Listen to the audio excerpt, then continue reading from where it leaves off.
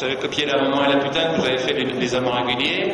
Et là, j'ai copié, parce que là, j'étais un condisciple qui est mort très jeune, mais qui était de ma génération. Là, j'ai copié, alors donc, j'avais copié un condisciple. Là, j'ai copié mon maître, là, Jean-Luc Godard, là, le Mépris.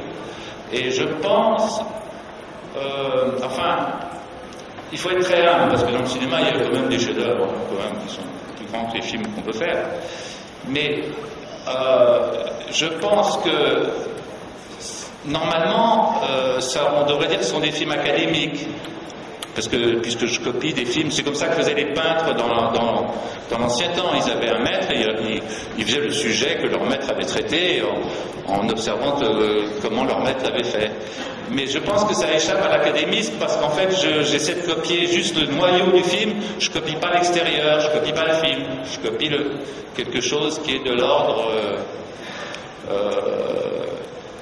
d'un atome intérieur au film, qui est l'inconscient du film peut-être. Enfin, qui est voilà.